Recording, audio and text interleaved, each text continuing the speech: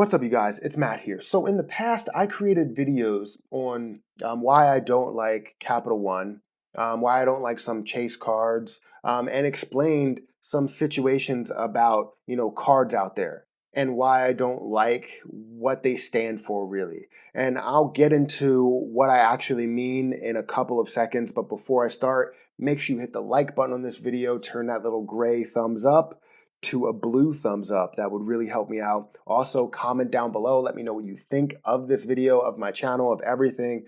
Subscribe. Hit that little red subscribe button. That helps me out. Everything helps me out that you do down there. So go ahead and do everything that you have to do. And I do a giveaway at the end of the week. And if you want to know about that giveaway, stick around to the end of the video and you'll hear all about that.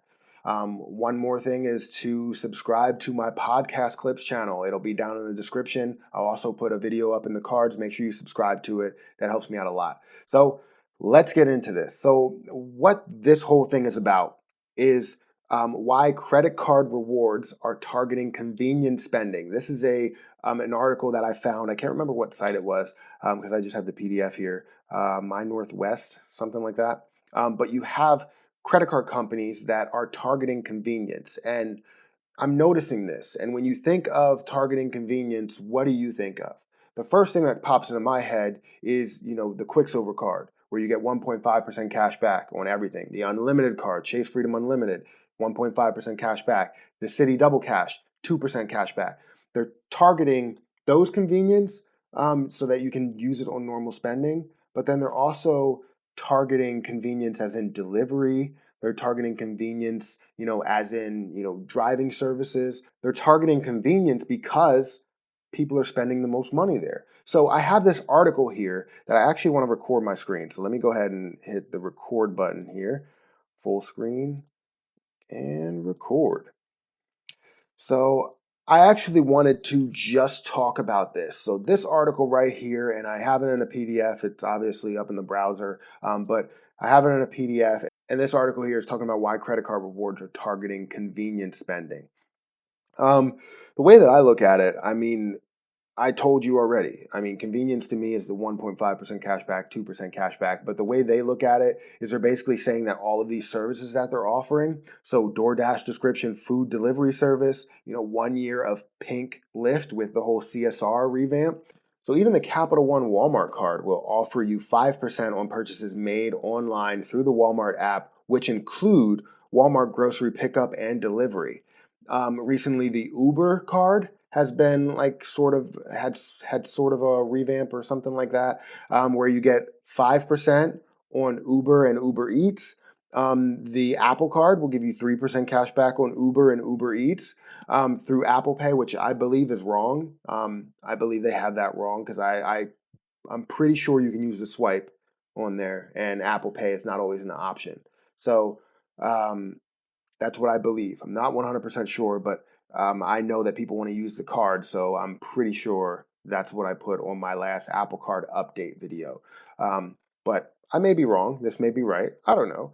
But still, they're offering all of these cashback rewards on convenience, like Uber and like food delivery services. So this was pretty interesting when it comes to convenience. A June 2019 survey commissioned by Finder.com, a data comparison website, found that 74% of Americans spend just over $4,000 a year on conveniences, including food delivery services and ride hailing. So if you're looking at that, it's like 74% of Americans spend over $4,000 a year.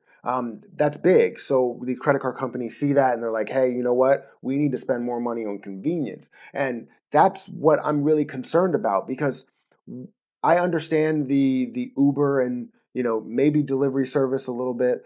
But spending, having 5 or 1% cash back on everything and having 2% cash back in certain areas, places that you don't normally spend, that will be really tough. So for Lyft, if you're going to use Lyft in a highly populated city, I can understand, and they're focusing on that. But when it comes to I live in Reading, so Reading, PA. So if I live in Reading, PA, I don't need to use Uber or Lyft. I can drive because there's not that bad of traffic, right? It's not like, I don't know, what's New York. It's not like New York where you have high traffic and you have to really Uber everywhere, which essentially is the same thing. I mean, you're getting in a car, but you're just not waiting and using gas and all that stuff. You're just spending your money on Uber and whatnot.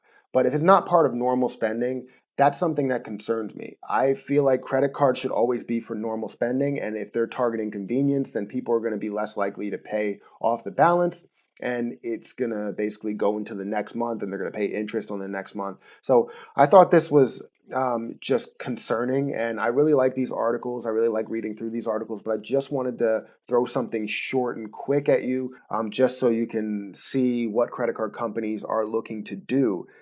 These companies, these same companies that you feel like people are taking advantage of because people are churning credit cards, um, they're they're basically trying to take advantage of you and where you spend your money from because they have this data on us. So if they're taking advantage of where you're going to spend money and where you're less likely going to pay the balance back, that's horrible. That's absolutely horrible. And I just wanted to shine some light on it. So this was extremely interesting, and I feel like this is going to be a short video, but I just wanted to give you that information, and I hope you are appreciative of the information. And the funny thing is, I use all of these cards that actually give me, cashback and rewards on convenience. But I'm more likely to use the card for all of my bills rather than doing a food delivery service. So let me know what you think about this. Do you think that credit card companies are starting to really push more towards convenience when you look at the breakdown of each credit card, when you look at the new benefits of the CSR, the benefits that the Platinum card has, benefits that the Walmart card has? Do you think that they're taking advantage of convenience, kind of like a convenience store? Let me know what you think in the comment section below. Make sure you hit the like button on this video. That helps me out a lot. It helps me so much with the YouTube algorithm. So yeah, do that. Also, subscribe to my channel, subscribe to my podcast clips channel.